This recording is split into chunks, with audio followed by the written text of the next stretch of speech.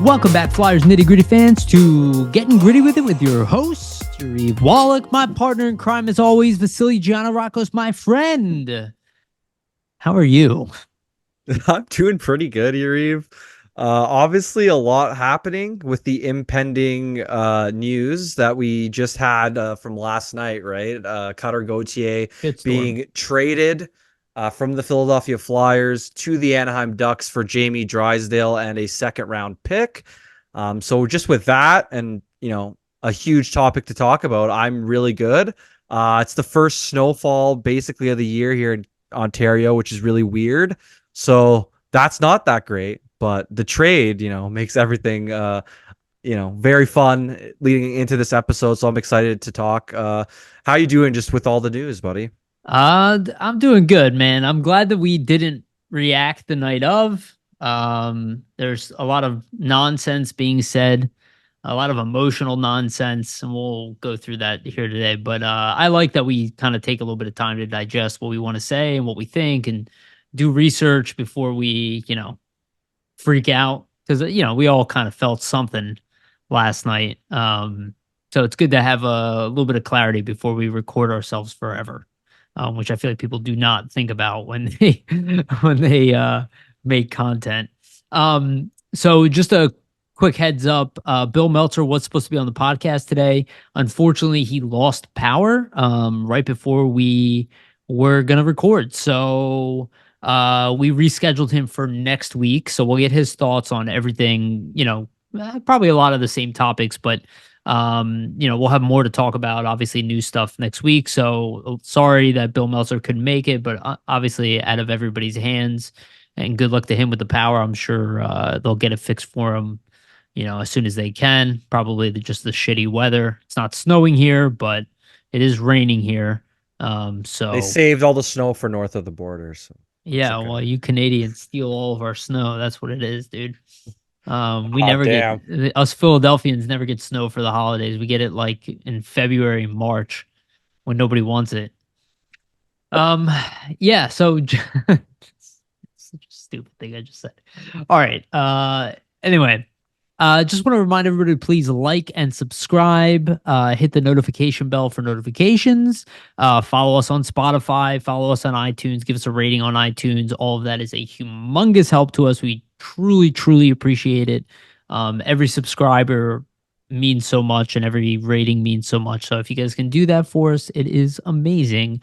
And then also shout out to our sponsor, Jim Steaks at 4th and South. Again, you can get their steaks at 4th and at DoorDash, at 4th and DoorDash, on DoorDash. I have not checked to see if they're reopened. I don't even know if they are. A little embarrassing, but check yourselves. And I don't know. They were supposed to be open a while ago, so I kind of gave up. But again, you can get their cheesesteaks on DoorDash, so check them out. Okay.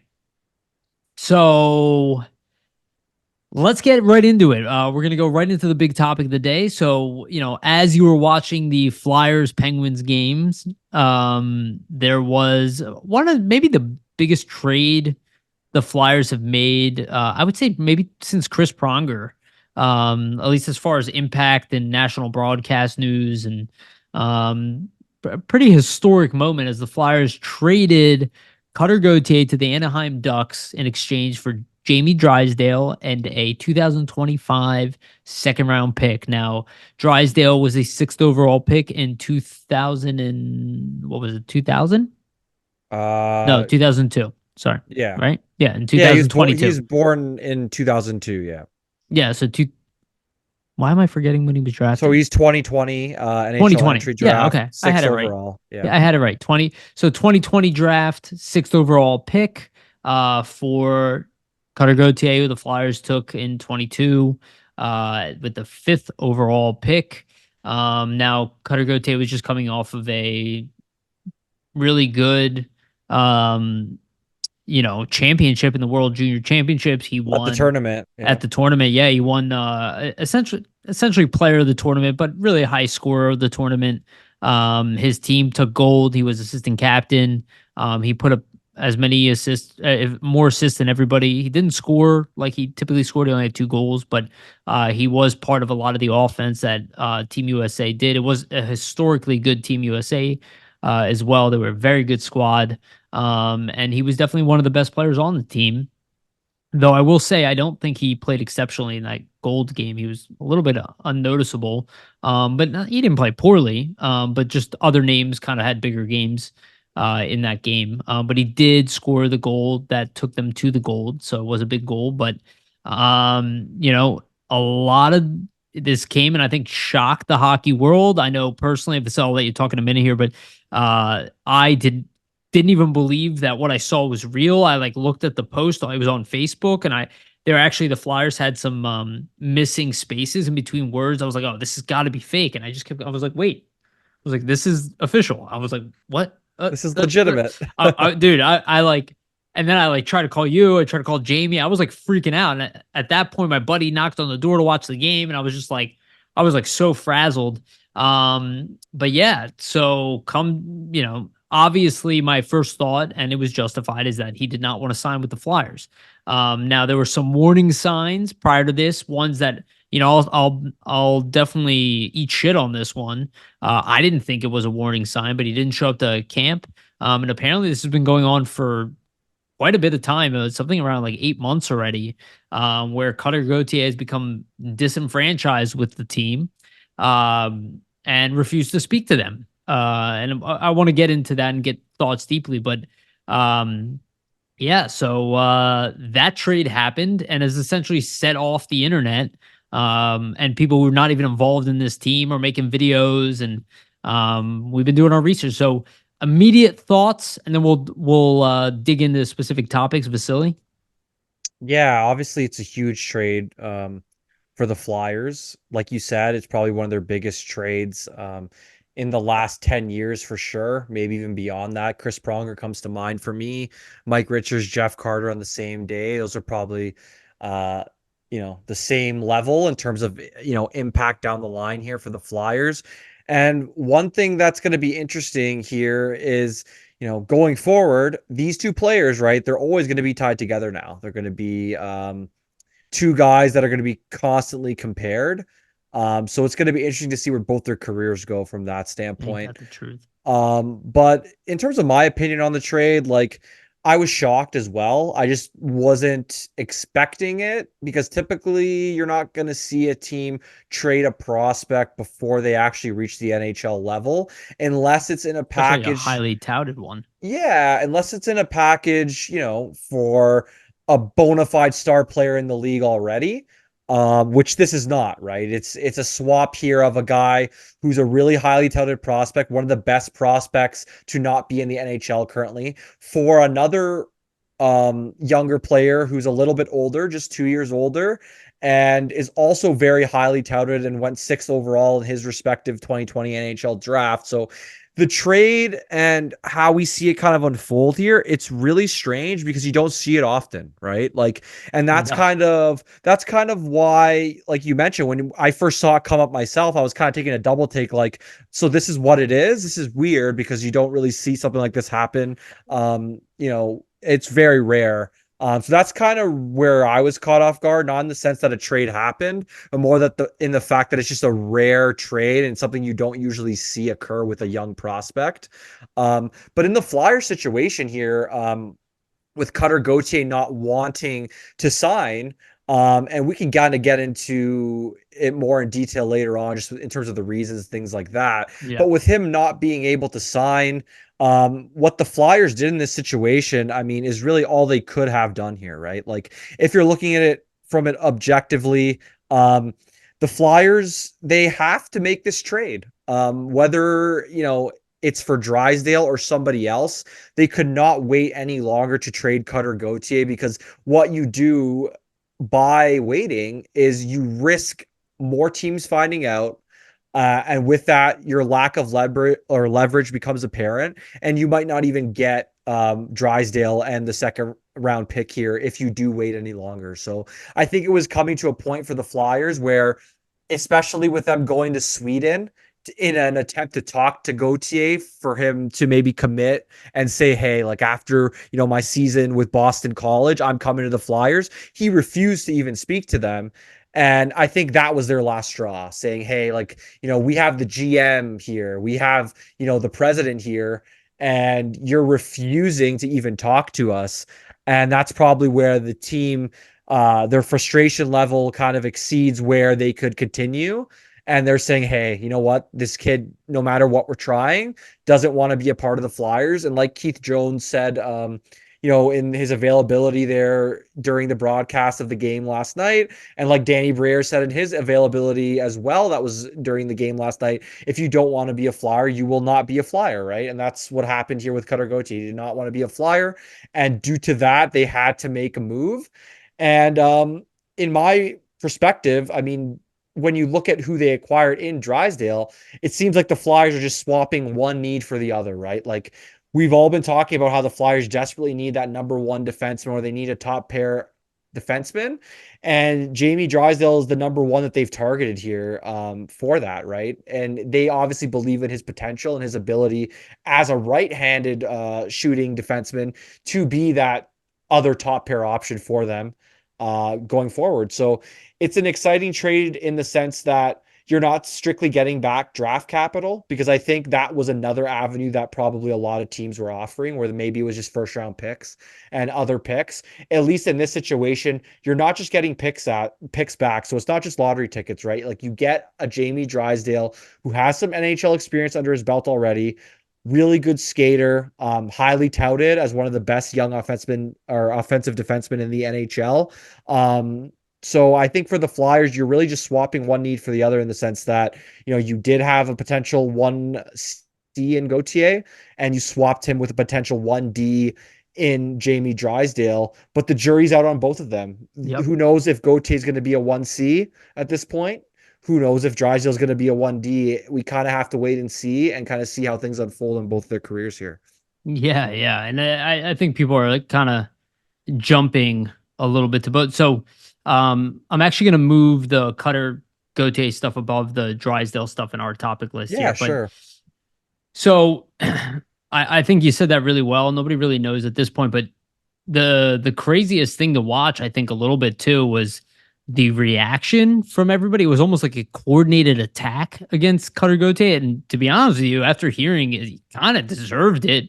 Like, they kind of waited, and look, we don't know his side of the story yet. So I think there still needs to be room for that. But what I heard, from what I can tell, is completely unacceptable. I don't want to assume that that's the whole story. But the whole organization came out against him. I mean, you had Keith Jones saying, you don't want to be here. You're not going to be part of this organization. You had Briere, talking about everything they tried to do to keep him. And you had Dan Hilferty go on the Snow the Goalie podcast and talk about, kind of his thoughts on it, and, saying that he's a Flyers fan. If you don't want to be here, we don't want you here. You had Torts say, I don't know who Cutter Gauthier is, from a hole in the wall. You had Sanheim say, we just want guys who want to be here. You had Hart even say, hey, here's a good player, but Jamie Drysdale is a good guy. Yeah. Which shows that, like, this guy's behavior has kind of soured the team. And Vasili, I want to hear, kind of your thoughts on this. And obviously we talked a little bit prior to this, but, the idea, and if people are not aware, I mean, John LeClair went to go meet with the kid. Cutter Gauthier sent his coach out, refused to meet with John LeClair. Jones and Briere went and flew to Sweden. And Patrick Sharp Flew to Sweden to meet with him to try to turn things here in kind of the final hour. They were probably knew that this was the time to do it. Because, obviously he's all over the media right now, and that does help in trade negotiations. And, he refused to meet with them. And, like, look, I'm not personally offended if you do not want to play in this city. Okay. I'm not offended if any player doesn't want to play in any city. I don't think it's really your right to do that, but you do kind of have a right to do that. My whole thing is, you're just a kid. It's an entry-level job. This is a kind of a privileged role. Take just what's given to it, you, take what's almost. given it to you, ask for a trade during something, like, see what it's like first. Though I understand, I don't think it makes him a bad person for not wanting to play for a certain team, but refusing to meet with NHL legends. I know Jones is not like a legend on the hockey rink, he is a big personality in the NHL. But I mean, Danny Briere, Patrick Sharp, John LeClaire, like these are Those are guys who, legends. Yeah. like, quite frankly, if you have their career, you're lucky. You know what I mean? And to refuse to see them or talk to them again, this is the only story we're getting. So we don't know. Maybe he did talk. I don't know. But this is what we're hearing. That is completely unacceptable. And, what I was saying to you prior to this, when I see that kind of attitude, I can't help but think, like, were we saved from this kid? Because what kind of attitude is that? And for those who think that doesn't matter, I mean, and like all the Philly fans, you guys don't remember Ben Simmons? Like, how many athletes have you seen that put this behavior forth end up winning championships? Like, not typically. It's, like even Dubois, right? Like, he's a good player still, right? Like, guys who kind of have these like publicly visible nonsense. It's like, it's not a good look for your character. And quite frankly, that is a big deal. I mean, people might not think it's a big deal, but other players around the league will see this. Other Yeah. teams will see this. His reputation is not starting off great in the NHL for a guy who hasn't played a game in the NHL, hasn't even made a squad. And I'm not saying he won't. Like, we're not going to pretend like he's not a great prospect, We but talked him up and would talk about him for weeks. yeah, So like really good. talent Yeah. wise, it's still there, and I appreciate you saying that, right? Like, we're not here bashing the on ice hockey skills, but like, who the hell are you? You're not even like coming in like a Bedard, like, and you don't see Bedard behaving like this. You think he wanted to go and play on one of the worst teams in the league? One that had like no talent when he got drafted. It's like, dude, Yeah. show some humbleness. Like, I'm a little baffled by that. What did you think about the response from everybody? And I do want to add one thing too here. Sorry, before I open up to you, I did see a clip which I didn't even realize was out there. This, I guess, just flew over our head. But he did actually make a statement, like, after, I believe it was after winning gold, saying that it wasn't going to work out in Philly. Like, he straight up told people, like, he's not coming here.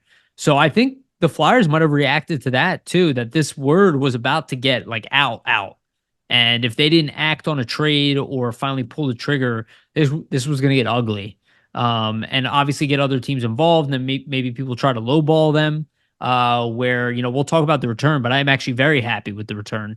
And I would assume you are too, Vasili. But go ahead. Yeah, I mean, with a lot of the Flyers and just their response to it, first off, just because you're a part of the organization, that doesn't mean he's really a part of the team at this point.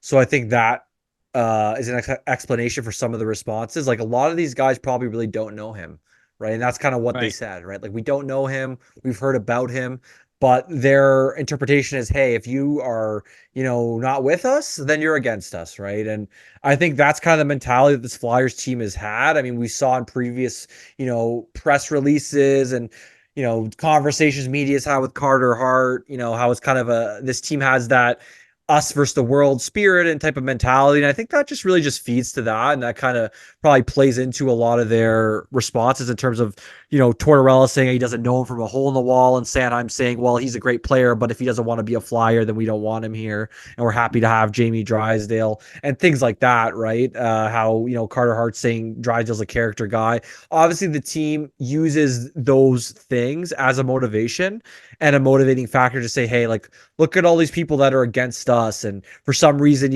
have it out towards us as the Flyers. Well, you know what? We're going to band together. We're going to take that and we're going to use it as motivation and kind of use it as an us versus everybody mentality. So I think that's the players' reaction is a stem from that type of mentality. Like, they're just adding on to that, in my opinion.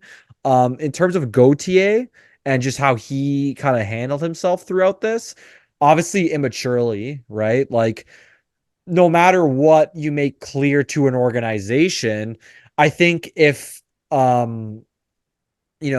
the Flyers are sending all of these people to try to talk to him, first off, John LeClaire trying to talk to him, and then obviously the team going to Sweden here with Briere and Jones and Patrick Sharp, and him not wanting to talk to them there, it just shows a level of immaturity in the sense that, hey, like, one side's really trying to mend this no matter what objections you might have had to playing in Philadelphia, at least hear them out, right? And for me, it's more the team trying to make a proposition to him and a business proposition in a sense, because at the end of the day, this is a business and this is a career for this kid.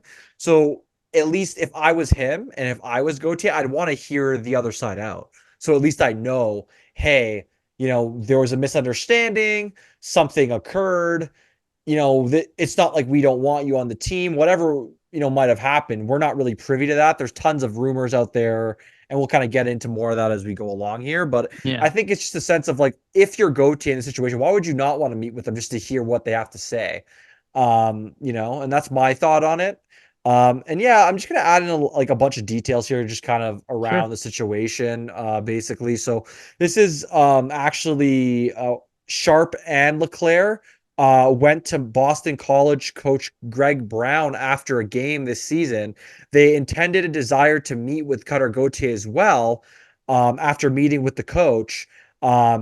They were then informed by one of Brown's assistant coaches that Gauthier declined to speak to them, and that didn't sit well with the Flyers front office at that point. And it was used to his and his camp's refusal to have any sort of relationship, basically. So it kind of starts with that, and then obviously you add on here with the not meeting with them at the World Juniors. But I actually do want to get into something that Elliot Friedman brought up. So he had an article kind of stating what his thoughts and his beliefs kind of were surrounding all of this stuff. So basically, what Friedman kind of gets into here is he believes that contract negotiations potentially after Gauthier's world championship performance might have had something to do with what occurred. So really what happens is Gauthier has a really, really good world juniors. What occurs is that Philly didn't want a bonus overage carrying into this season. So they didn't want to sign Gauthier after the tournament immediately at the end of last year. They didn't intend it as any type of insult, but it seems like maybe this might have soured Gauthier and his camp. So really what happens is there was a conversation about him turning pro. The Flyers said they couldn't do it at the time because of those overages. And since they didn't want there to be an overage this year, they wanted to wait to sign him basically. And Gauthier might have taken that as a sign that they weren't willing to take him right away. And that they weren't enthusiastic with taking him right away. But even Friedman mentions that it might all be broken telephone at this point, but it's the best explanation that he's gotten. So I think at this, stage of the game, really, with this whole situation, like nobody is 100% concrete on what happened. But with Elliot Friedman and all his sources, I'll take kind of his word as likely that might be a piece of it, but I don't think we're really going to know all of it because we just don't have all the facts. And until Cutter Gauthier comes out and gives his side, it's really hard to kind of piece things together all through hearsay here. But yeah. Yeah. No, absolutely. I think, look, and I said this prior, regardless of whatever it is, that type of behavior, if true, is unacceptable, in my opinion. Like, it's business. Like, it's business. You communicate, you Yeah. talk, you give people time. You don't just tell people to Well, essentially F off. what And I don't really get with it is that, okay, sure, they can't sign you right after the season due to bonus overages. And then you stop talking to the team because you think, oh, they're not enthused about signing me. They don't want me, whatever his perception might have been, that kind of sours him to the Flyers. But like, look at Arizona and Logan Cooley. They didn't sign him right after his season ended. They waited till the summer and signed him midsummer.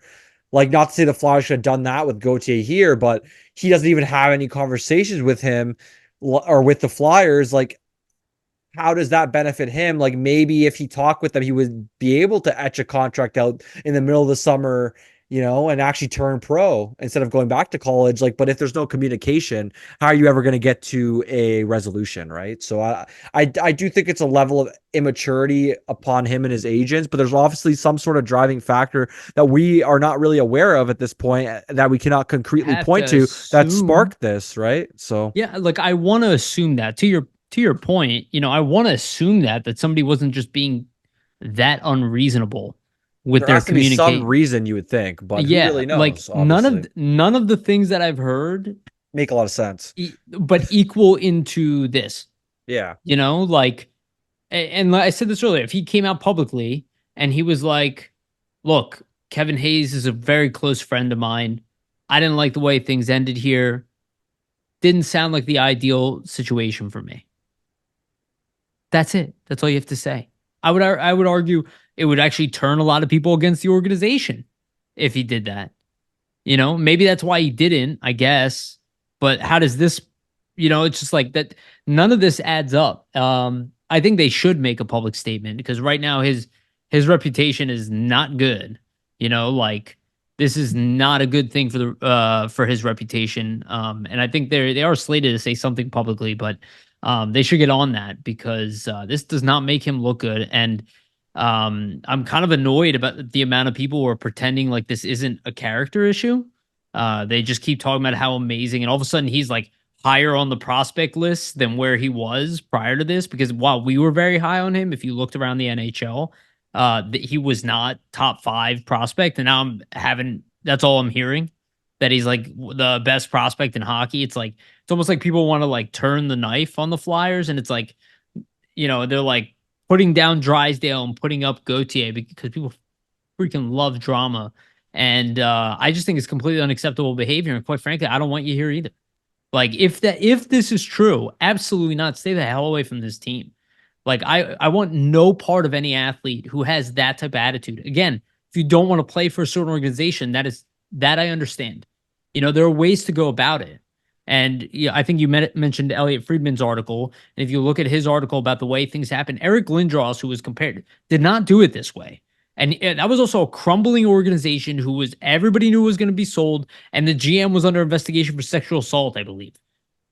Not What is very it? ideal. Yeah. Yeah. Like, and again, he told them from the very beginning, I don't want to If play you there. draft me, I will not play here. This, Whereas this Gauthier is the opposite, right? He said he wanted to play for the Flyers. They drafted him. Continued to say that, and then after the World Championships here, about 8 months ago, is when things kind of start to sour, right?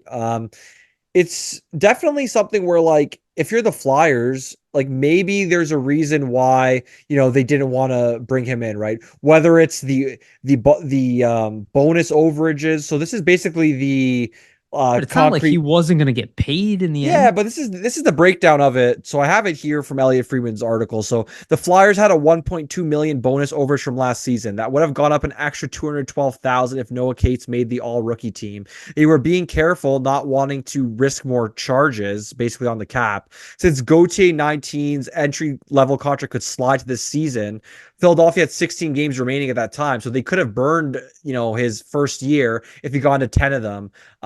So that would have really messed them up cap wise, right? So basically, what it is, if they go ahead with this and Cates makes that all rookie team and Gauthier burns 10 games, then the overages that they're going to get wouldn't be worth it, right? So that's why the Flyers essentially held out on trying to offer him a contract.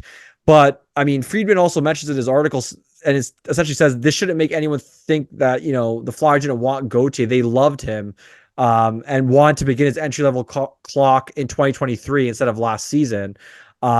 So basically, like, it seems like after that whole situation, things sour. So maybe it's just Gauthier saying to himself, hey, the way they acted and the way they didn't want to sign me, I don't want them if they don't want me. But I think you not allowing the team to converse with you and you not allowing the team to meet with It you goes to kind of against that. clarify that. Exactly. Let them talk and see, okay, hey, it's not the fact we didn't want to sign you. It's the fact if we did at this particular time, it was going to do something with our cap situation that isn't going to be ideal for us moving forward. Yeah. Let's sign you, next season, or let's sign you during the summer when we can find a way around, these Find cap an agreement. It's restrictions. business.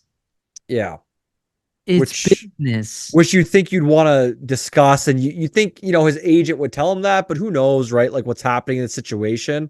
Obviously, though, Gauthier and the Flyers didn't speak at months, right? Like for months at this point, right? Like, Well, he wasn't answering them. Yeah, they were unable to speak to him, and the Flyers knew that if this got out into the hockey world, all their leverage would be damaged. So this was really the perfect And time we for would them. turn on him.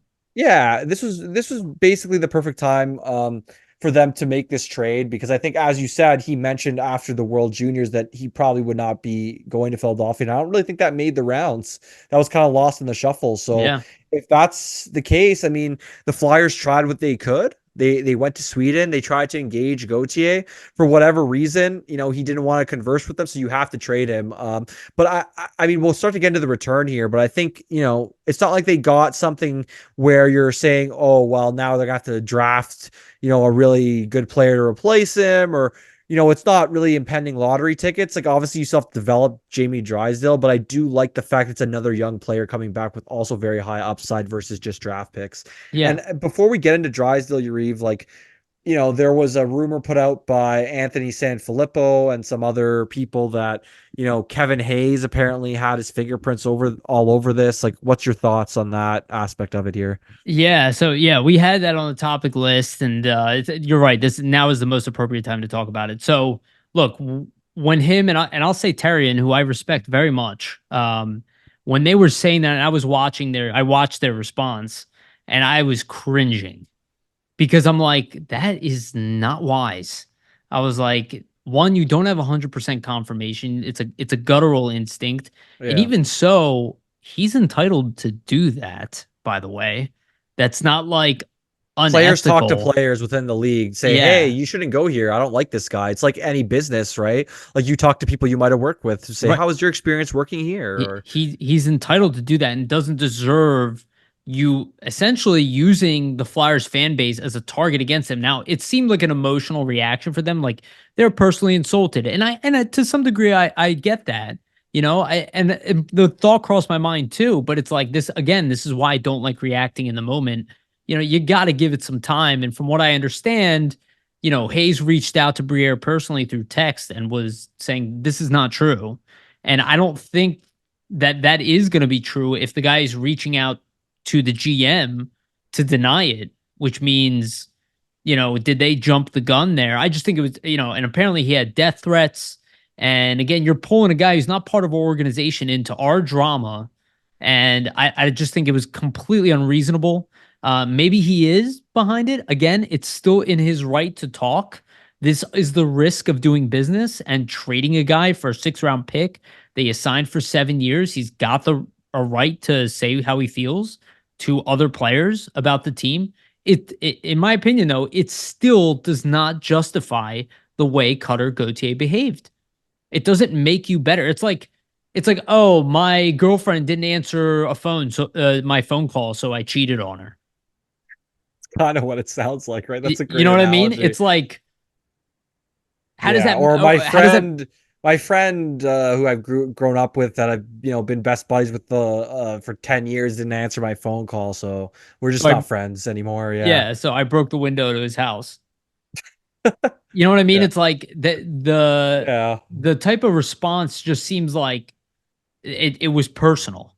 You know what I mean? Not business, it was personal.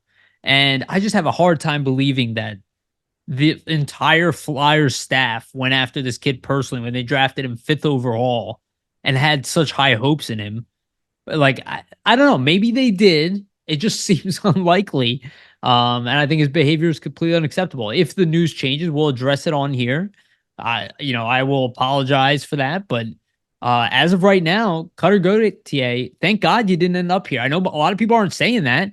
People are kind of talking him up like he's like, oh my God, the Flyers, and we'll talk about the rebuild. Oh my God, the Flyers are so set back now. It's like, no, you do not want players that That have don't this want type to of be attitude here. in your organ. Yeah. Well, it's You just gonna cause problems with other players, really. So it's also like, look, okay, let's say a coach has a problem with the way you're playing. How and you respond this way. oh, I'm just never gonna talk to you again. Yeah. I mean, didn't Kevin Hayes kind of do that here and found his way out? And Yeah. he wasn't even playing well. No.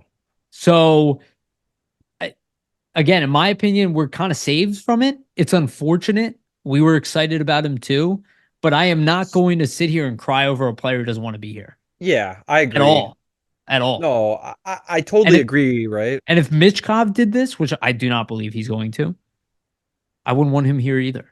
I don't think you, as an organization, you shouldn't want any player to play for you who actively doesn't want to be there. You know, everybody's been in situations, let's say, where you're somewhere where you don't want to be. Let's say whether you're on an outing where you don't want to be. What's the first thing you want to do is leave.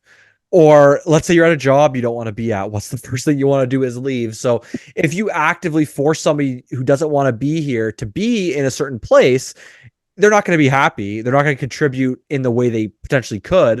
And it's just going to drag everybody around them down. So I think obviously it's a good thing to get him out of the organization as they did here, because it could just potentially cause more problems down the line. In terms of the Hayes situation, just my take on it. I mean, Keith Jones was on 97.5 in Philadelphia, and he stated that Danny and him both had a good relationship with Kevin Hayes, and he knows that Kevin reached out to Briere last night to say that didn't happen.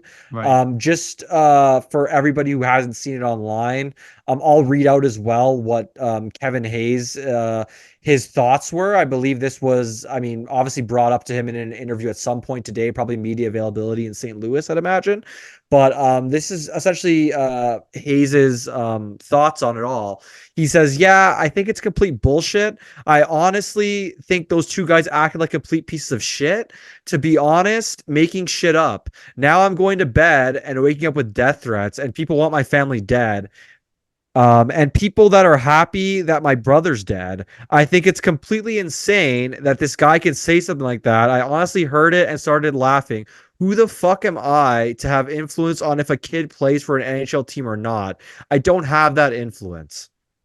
Yeah. So, you know what I mean? We're never going to know. And no matter who you are in the media or what kind of NHL pundit that you are, you're probably never going to know either, because you're not in those rooms with Kevin Hayes, with the Flyers management, with Cutter Gauthier to understand what really happened here. All of this is hearsay. It's all broken telephone, right? Yeah. But at the end of it, I mean, Hayes might have told, Gauthier something. Maybe they have a conversation. Obviously, it was said in an interview in the past that Gauthier,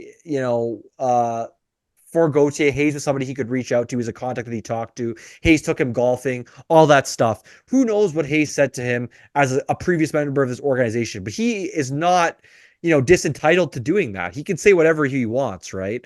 But to think that, oh, he went up to Gauthier and said, hey, like, don't sign with them, don't do this.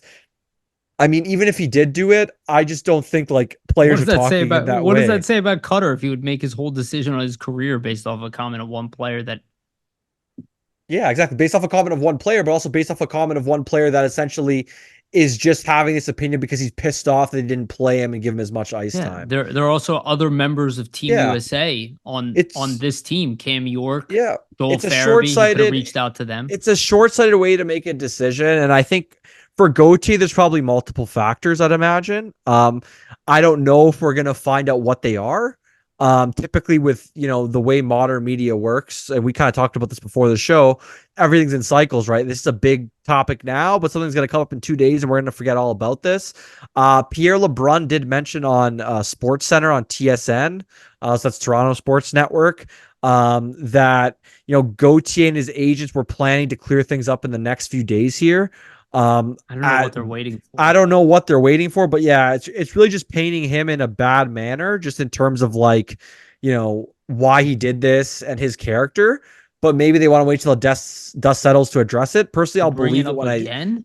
personally, I'll believe it when I see it. I think they're kind of waiting for this to kind of get taken out of the media cycle, and then kind of get the spotlight off Cutter.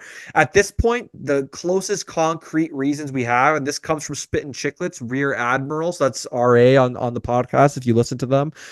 Per a source, so who knows who the source is, but per a source, rookie GM and coaching style were reasons Gauthier did not want to be a Flyer. So that's what Spit and Chicklets is saying. Friedman is saying that he's essentially heard that John Tortorella and the coaching did not have a factor, and that's been denied. So who knows what's happening?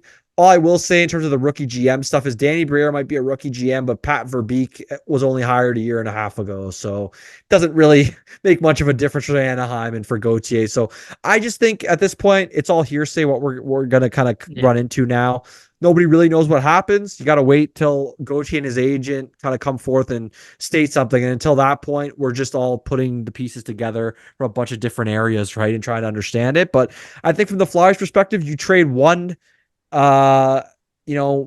highly touted prospect for another guy who's very highly touted as an offensive defenseman, and you trade one, asset where you filled a need at center for another asset that fills a need on defense, and you Yeah. open up a hole in another area.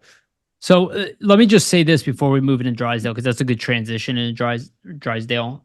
If you sent, and I highly doubt it's anybody who listens to this podcast, I truly do. But if anybody is doing that to Kevin Hayes and sending him death threats over Grow this, up. you should be ashamed of yourself. That is Grow absolutely up, man. disgusting. You should not be doing that to anybody, Yeah. but absolutely unacceptable, in my opinion. And that's why I was like cringing when they did that. I didn't know it was going to be death threats, but I knew that they were obviously going to be sending a wave of hate towards Kevin Hayes. And look, Yeah. the guy's had enough, and it's just a shame that this has At, escalated into such an ugly scenario. at the end of the day, this is hockey. It's a game.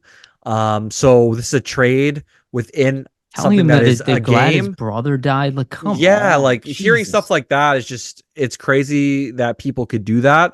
And even if Hayes, despises the Flyers organization and absolutely hates the Flyers, I I would have if I was I have shipped out. I have no ill will towards him or anything like that. And I don't think any fan should really have ill will towards him either, to the point where you're, making these types of statements to somebody that you don't even really know, Yeah, actually. It's just immature and it's pretty crazy. It's yeah. basically batshit fucking crazy in my mind. It But absolutely is crazy, and it makes our city look bad, quite frankly.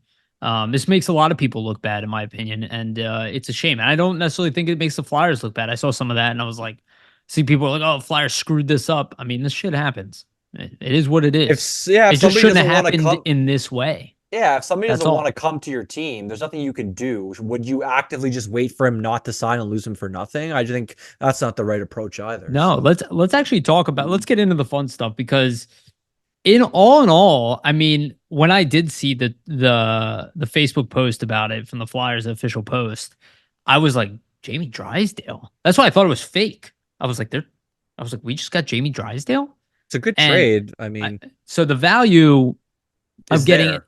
yeah, no. So I think the second round pick is to compensate, not so much for value, is to compensate for risk, because Jamie Drysdale has had some injuries early in his career. He was rushed into the NHL during the COVID time, so it's kind of understandable. But and he was probably too good for the AHL. I mean, he put up 10 points in 14 games as an 18-year-old in the AHL. So, and again, they were easily one of the worst teams in the league, if not the worst team in the league. I'm pretty sure they were. Um, and they brought him up, and the Flyers, I highly doubt they didn't do their research. Again, they had Bob Murray, former GM, who drafted Drysdale, part of the organization today. They had him kind of weigh in on Drysdale. And, for one, I love that nobody knew about this. I love media people trying to pretend now like they did know about it. Some admitting that they didn't. But just the fact that nobody knew, I love that. I love that nobody knew. It's beautiful. That's how you're supposed to do it. You announce it on your terms, not that it gets leaked and everybody. That's the worst thing that could have happened. And then to get a former sixth round pick, and like Vasili said eloquently, they moved one need for another. And if Cutter wasn't going to be a number one center, he's still highly valuable to this team. But our need is number one center and top defender. And we, at the very least, filled the prospect of a top defender. Now, the only reason I gather that people are not calling him that anymore is because he got injured. It seems like everybody was very, very high on this kid to now Yeah. being like, oh, he's a number two, number three. I don't buy any of that. Everybody knows who listen to this. Any defenseman who can make the NHL at 18 years old and put up 30 plus points Has on a really high horrendous potential. team. Yeah, on a Yeah. horrendous team. That's very good. So he's had a good start. He's had some injury problems. His character seems to be fantastic. From what I can tell, he was a former captain. I think it was 2019 at Von Holinka, the Canadian team. He's got leadership abilities. He seems to have great character, like I was saying, and has all of the tool sets outside of size that you would want from a number one defenseman. He's really not that small. He's 5'11", 183. So Yeah, which again is it's not big, but it's not tiny. it's not So 5'9", yeah, like Emile Andre, he's right? about the Like, same size as Cam York, right? It's yeah, like a very, very exactly. similar guy. This guy skates like the wind. I mean, if you and not just fast, but elegantly. Like this guy is agile as hell. Absolutely going to be a key member of the power play, one that is the worst in the NHL. So you look at that need, and that's a big reason why we want to Cutter here is to try to help with the power play, which is something we desperately need. This guy is probably a better passer. We have a bunch of shooters, and I think overall, I think the only reason he's being undervalued is because he got injured. It seems like the Flyers got a highly touted, and we talked about it. Like that would be the type of trade the Flyers would look to make is for a guy who could be a top defender on this team. And I think it's very interesting. I think it's a great return for a player that you had to get rid of. And then the 2025 second round pick that can be traded this year to be leveraged to move up in the draft. They have as of right now, they have 4 second round picks in the next 2 years. They have 3 first round picks. 2 of those, or I'm sorry, the one of this year from Columbus could be shifted to 2025.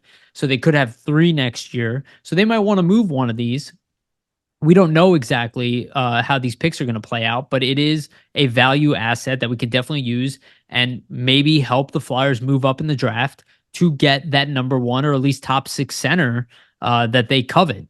So all in all, you got to give it a little bit of time. But I think if the Flyers drafted Jamie Drysdale, people will be over the moon about him. It's just the way now that he's coming in, people will feel a little reticent.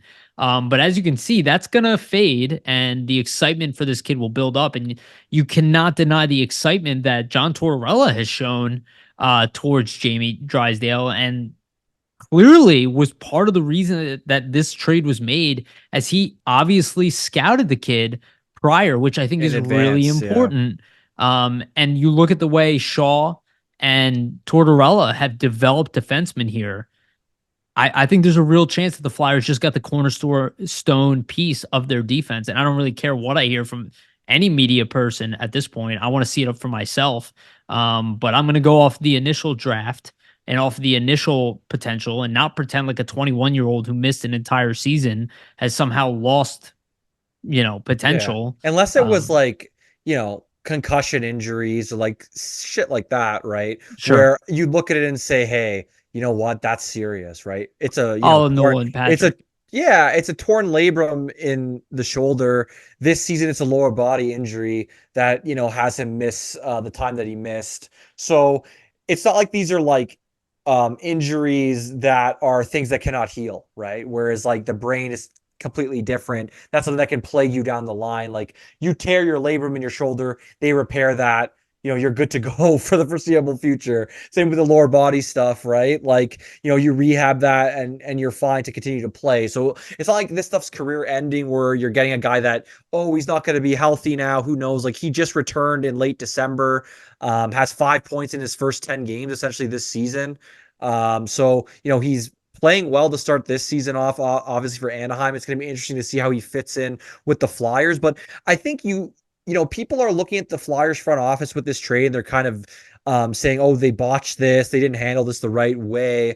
But in the situation that Understandable. they're in, I mean, how else are you going to handle this, right? Like an asset that's of high value to you does not want to be a part of your organization. What do? You move him from another asset that also has high value, who's a Who's defenseman, and locked up for 3 years yeah, and arguably defensemen are more valuable in this league and harder to find. and right-handed. But what I look at here is just the scouting and kind of targeting him. Like it's clear to me that the Flyers had conversations about Drysdale. He's somebody that they thought, hey, if we can add this guy to our defensive core, he's going to be somebody that is going to be a mainstay for years to come, and he's going to be able to fill that hole on that right side on that top pair. And they obviously target him to be a top pair defenseman for the foreseeable future here, or a number 1 defenseman, right? Like they put the due diligence in and they watched the tape on him and they specifically said, yes, this is what we want. This is what we need. We're filling a need. Quite frankly, it shows and gives me even more confidence in this front office because it shows their ability to pivot and still make a really bad situation into a positive for their team, right? Totally. Because this could have turned into shit. Like they could have, let this drag on far longer. The word could have got out, and then you're not even getting a player of Drysdale's caliber. You're getting just straight draft picks. And from that point, I think it's more of a risk because you never know what that pick's going to be or who's going to fall to you or what's going to happen in that draft and who you might be able to select. So in this case, I think ultimately the fact that they are able to pivot, they're able to target a guy like Drysdale in advance, find obviously a piece of his skills that they think that this Flyers team is missing. And I think that's the offensive aspects of his game, the ability to power play a quarterback and say, hey, let's find a way to get him and then do that and execute.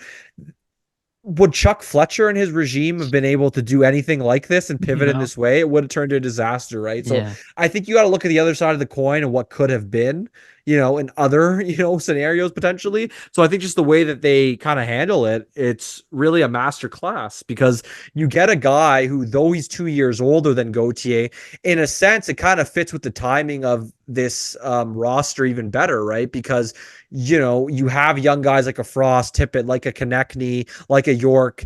A 21-year-old fits in pretty well into this young group of core players. It's also relative, and sorry to cut you off, but it's also relative for the defenseman, right? Defensemen Yeah, take longer to develop than a winger or even that's a what I center. mean. They're kind of already at the same path, right? Like Gauthier at this point will be when he was going to join the Flyers, if he was going to join them, which obviously isn't happening now, but it would have been essentially 2 years after his draft year. And for Drysdale at this point, I mean, it's almost similar in the sense that it's, 4 years after his draft year, but for defensemen, like you're saying, they always take longer to develop. So it's right about the same kind of spot, I would say. And just to go into Drysdale's kind of skill set, like in the media availability with him earlier, they asked him what kind of defenseman he thinks he is, and he essentially said a puck moving defenseman, and that is really what his greatest skill is, right? Moving the puck up ice, really, really good fluid skater, really quick, able to get to different areas of the ice in a quick manner. But it's really all the puck moving ability, his creativity with the puck. Really good first pass, stretch pass out of his own zone from what I've seen of him. I haven't watched a lot of him with Anaheim, but from the World Juniors that he played in, I remember watching those full tournaments that he was in. And in the 2020 World Junior Championship, in the 2021 World Junior Championship, the year after he was drafted, he was one of the most dominant players on the ice for me when I watched those tournaments for Canada. Very noticeable up and down the ice. A guy that when you saw him with the puck, he almost came out and said, like, who's that guy? Like, you just notice him with the way he plays and the way he moves. So I actually wanted to read out his scouting report from Recruit Scouting. So here's his expectation of round of selection, essentially. So Jamie Drysdale in his draft was projected to be an early first round pick in the 2020 NHL draft. He's projected to be selected in the top 10 and could go as early as fourth in the draft. Obviously, he went sixth overall in 2020. His Right NHL behind compare Jake Sanderson. Yeah, also very good defenseman. His NHL comparable with Drysdale's two-way game, along with his strong skating abilities. A recent NHL comparable for Drysdale is defenseman Cale Makar from the Colorado Avalanche, while less recent comparisons would be before his Achilles injury as Erik Karlsson. Drysdale could be compared to Erik Karlsson back in his younger days with Karlsson's elite skating and passing abilities. Those are obviously two very good comparisons. You have to take the comparisons with a grain of salt. I mean, because that's always done on draft day. You're comparing these young kids to star players. But I mean, I think the skill set in terms of the passing ability, the skating ability makes sense. He's going to be one of those type of offensive defensemen. Obviously, what's a work in progress in his game is the defensive aspects. That's something that he even said in the media availability that he's going to have to learn and get better with. But even look at Cutter Gauthier. What were the positives to his game?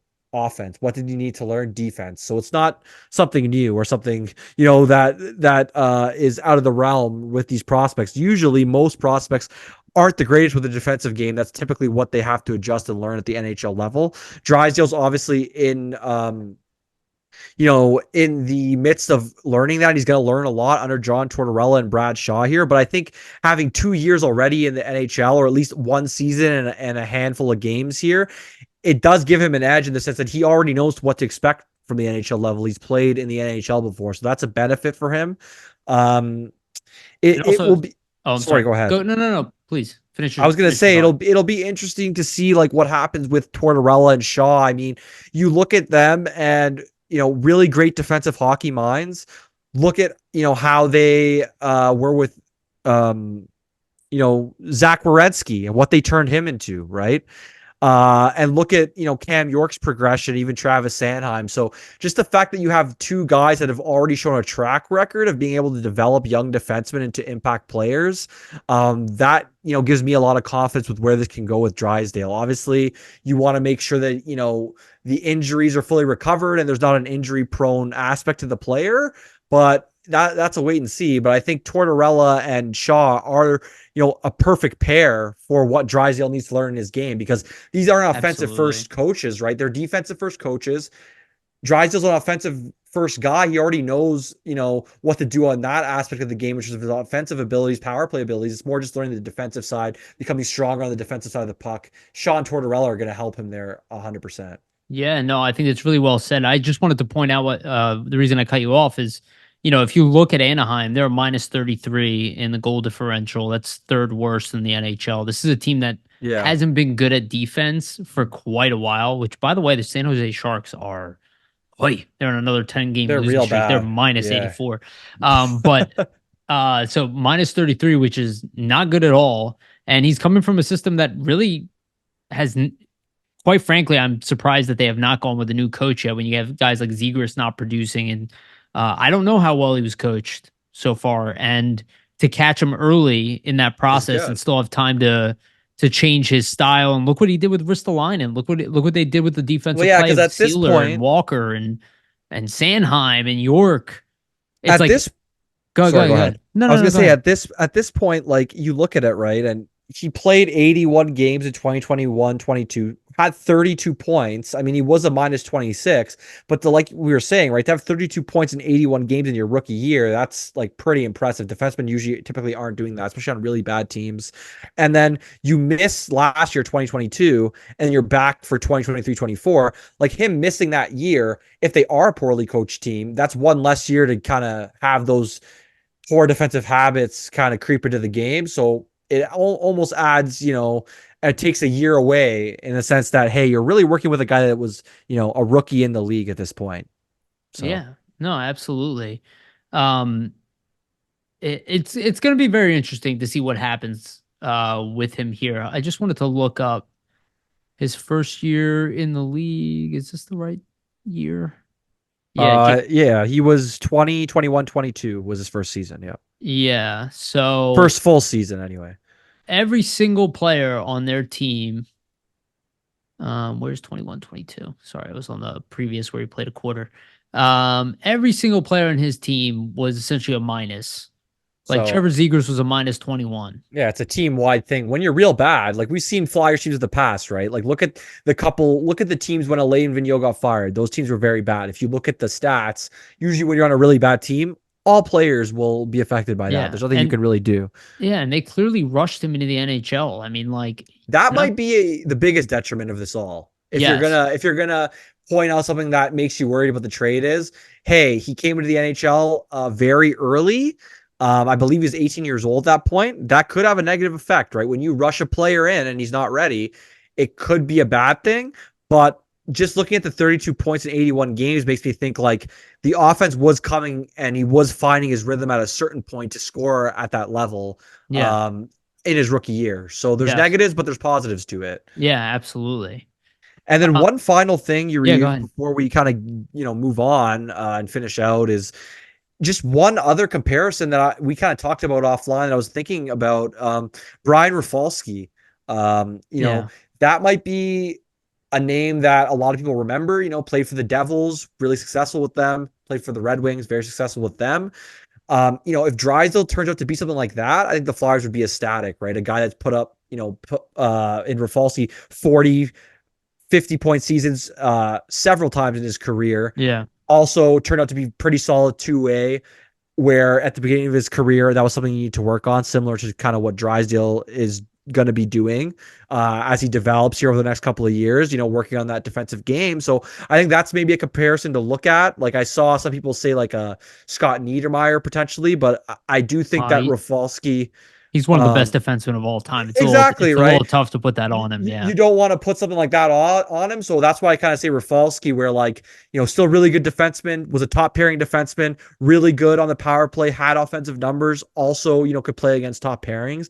That's Yeah. something that Drysdale becomes. The Flyers will have found, that first pairing option that they've been kind of looking for here. Yeah, So I think they were hoping for a little bit more than Rafalski, but I think that would be if that happens. I don't think anybody is going to be upset. The only I see like York as more the comparable for Rafalski, and I see a guy like Drysdale. And again, I haven't seen him, so I could be 100% wrong about what I'm saying. But the comparisons I saw in the pre-draft stuff was Cale Makar and Eric Carlson. Now, yeah, I'm not saying that that is what he is. But the reason I point that out is the only difference I really see, and again, if he plays defense like Rafalski, that's great. But the offensive element of his skating and him being a burner, outshines that of the Rafalski. that's Yeah. what I'm hoping for. That maybe he can be a 60-point guy. Maybe you're right though. Maybe he is a Rafalski type, right?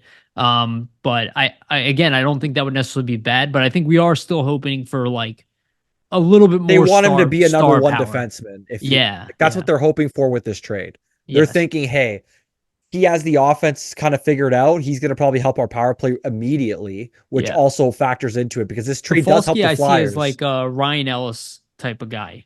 Yeah, that's actually Like, a good way to look at it. Like, yeah, I mean, one thing to factor in, this is all future, but like this trade does help the Flyers immediately, kind of like I just said, right? Like it'll help their power play immediately. Drysdale's really good on the power play. He has a lot of creativity there.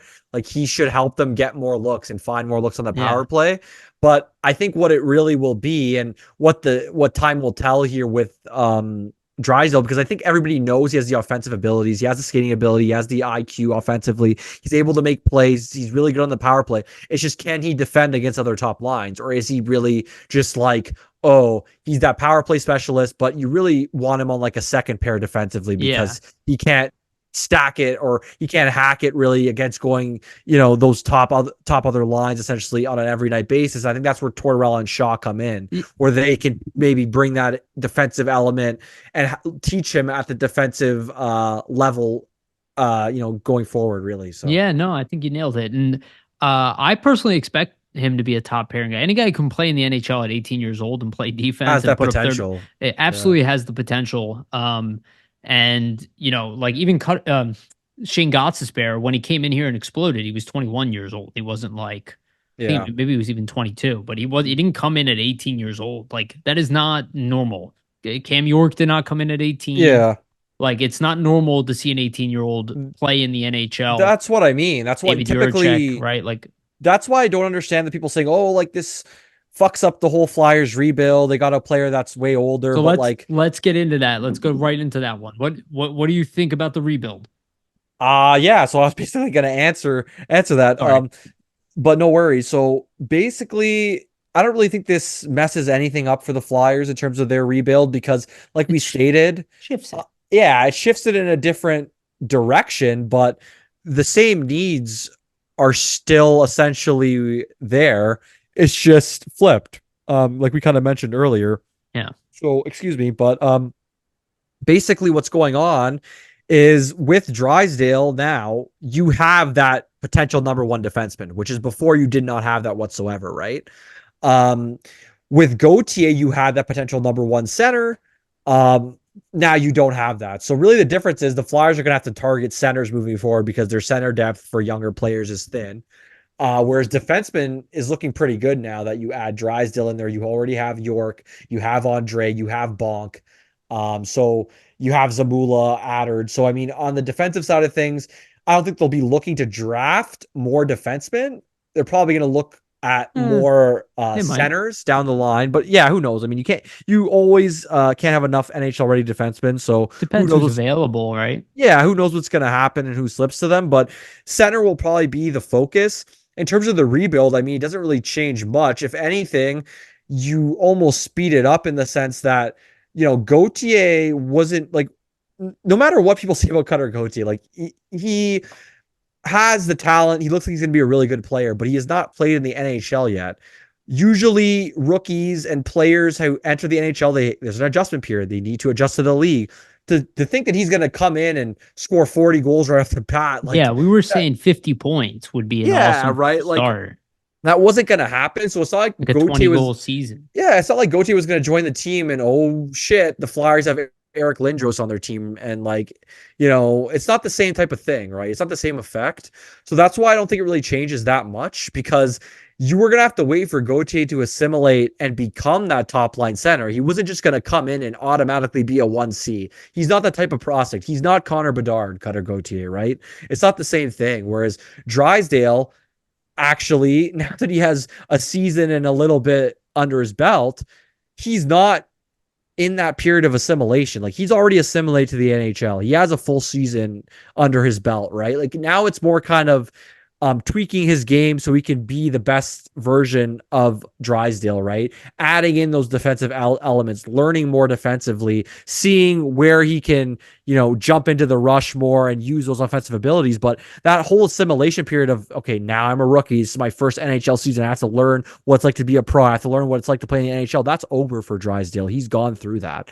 So actually, in a sense, you almost speed it up in the point that you're adding a guy that doesn't have to go through that period of assimilation to the NHL, in which Gauthier would have had to do. So that's my kind of take on it. Yeah. And it just really flips around what you need, right? You need to focus on center now more going forward versus defense, which I think the Flyers' focus, if they would have kept Gauthier, obviously would have been defense versus center. So Yeah, no, I think we all were expecting the Flyers would go for a defenseman in the first round, right? With one of their first two picks, maybe both of them, yeah. or maybe package to move up to get one. I mean, they still have that option to go out and get a top center, and we don't know who drops in the draft. Like, all that is still way ahead of us, and I think people are freaking out a little bit too much about how this affects the rebuild. And I heard people saying, I'm not going to name any names, that this sets the Flyers rebuild back. I literally could care less. These are the same people who thought the Flyers would be at the very bottom of the They NHL. literally got a player. Like, I don't get that mentality because you literally got a player.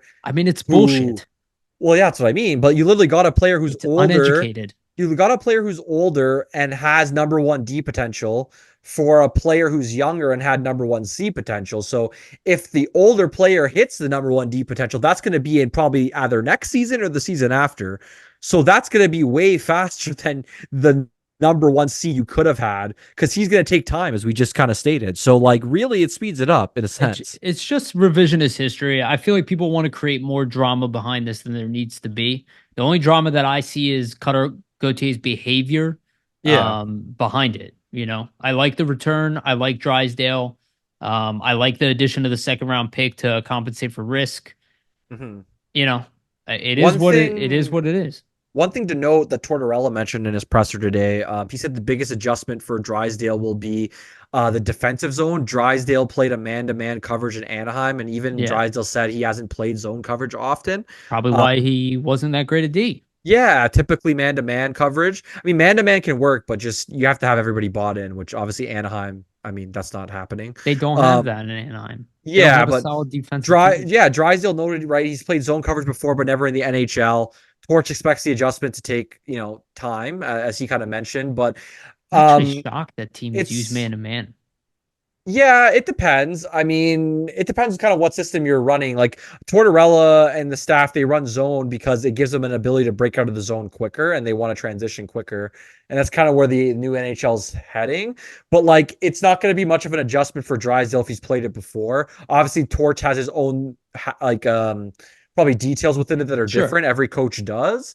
So like I wouldn't say, watch Drysdale in the next two games and this is what he's going to be. No. Like it's going to take some. I'm sure people will do that. People will do that because look at our fan base, right? Yeah. But like give the kid like fucking 10 games to like get used to this team and then make your assessments. No, I would say till the end of the season. Yeah. In my opinion, that's a fair thing. New team, new system, new everything really for him. And he's coming in off an injury, right? Like he started the season late here. One goal, 4 assists in 10 games. Not too bad. Yeah, so that is at the bottom of the league. And then another thing too is Drysdale, I believe, was on a pair with Travis Sanheim and Cam York with Sean Walker.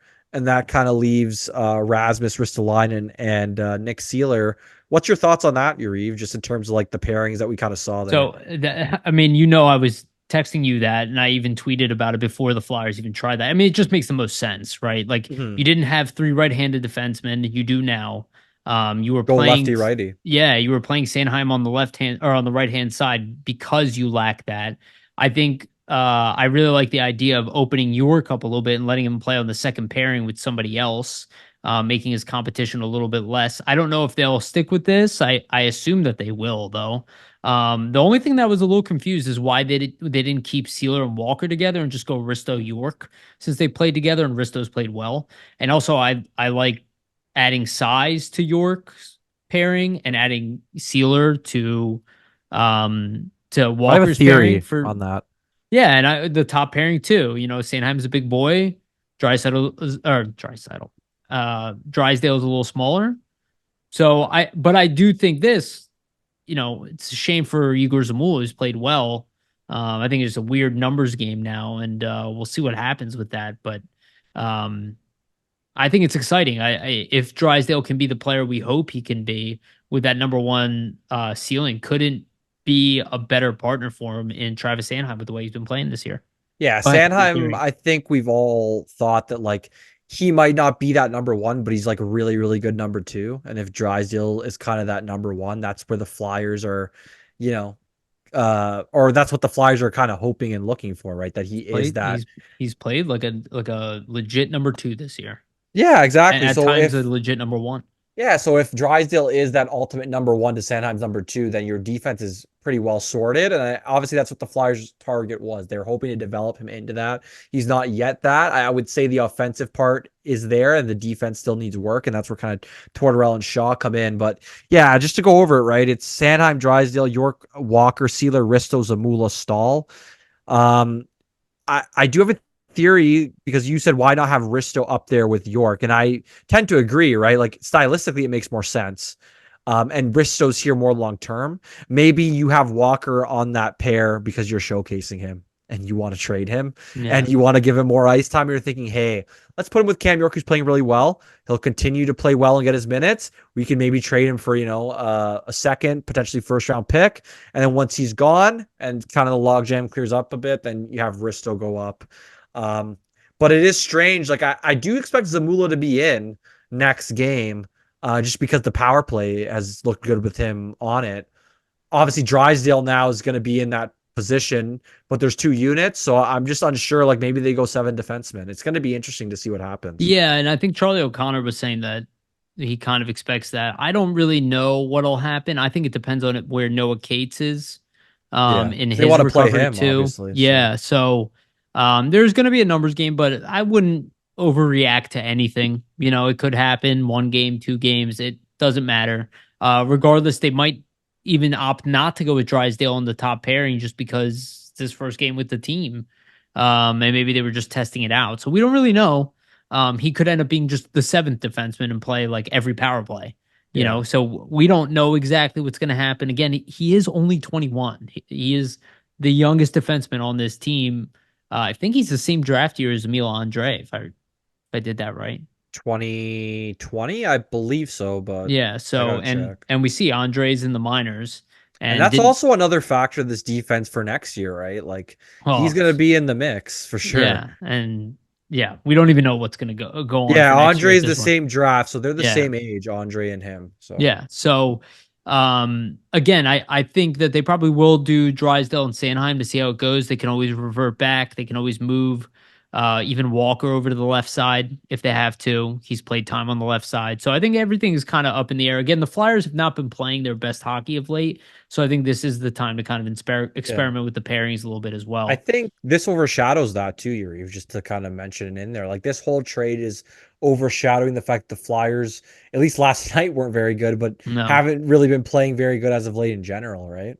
Yeah. So, and let's talk a little about this. So the Flyers did play. So they had a great game for Snyder's birthday. They had 26 shots, if I remember, 24, 26 shots against Calgary in the second period. It was just a fantastic. I was actually at that game in a club box with a bunch of friends. What a great game. A game where I thought they probably should have won by more. But they battled hard. It was just like an old school style game with tons of scrums and fights and It was awesome. And the Flyers came in, and then, you kind of hope that they were going to kind of go right back into that. Um, then just had it was just such a weird night, dude. Like, Pens just came out, scored immediately.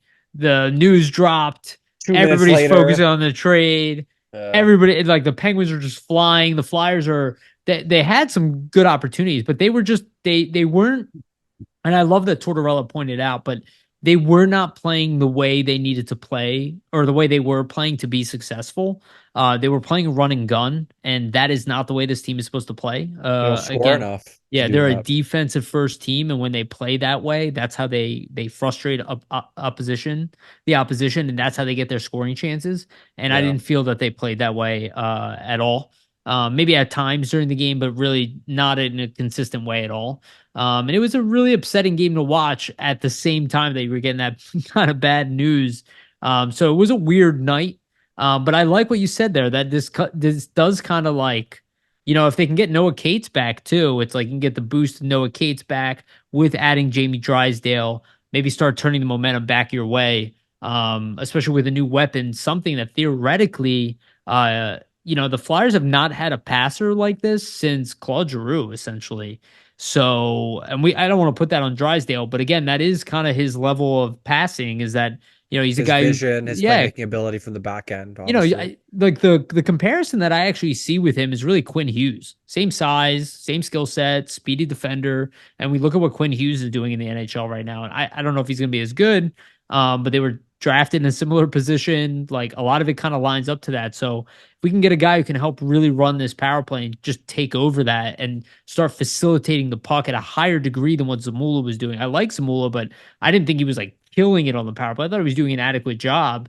And I understand why they were using him, but uh, I think that's something the Flyers kind of lacked. And against the Pens, they were trying to do that run and gun. It just did not pay off for them. Um, so let's kind of merge that also into this topic, because we've been going for a while already.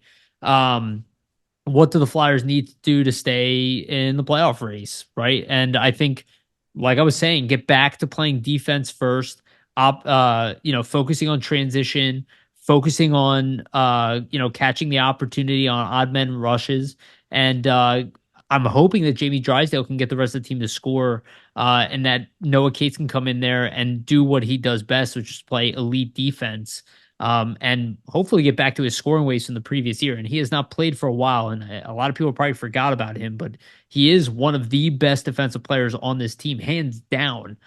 So it kind of all in one, to add a potential top defender and then to add one of your best defensive players back, I could be enough to revitalize kind of the direction the team has been going in. And I think Tortorella is probably going to do that. And I think even the benchings, I think all that will pay off. Keep them focused, keep them hungry. The maybe even the competition with the defense will keep the defense hungry. It's something they need to do to make the playoffs. Yeah, I totally agree. I mean, if you look at their recent play, obviously the game last night, it's not their best game whatsoever. Tortorella mentions that, right? Like, they did not play their best. They did not have a good game. They didn't play well. They're very disorganized. What you look at it is, it's really consistency, right? Like, there's stretches in that game where they are playing well and they do generate some chances. Like, primarily, to end that first period, right? They have the power play. It's 2-1.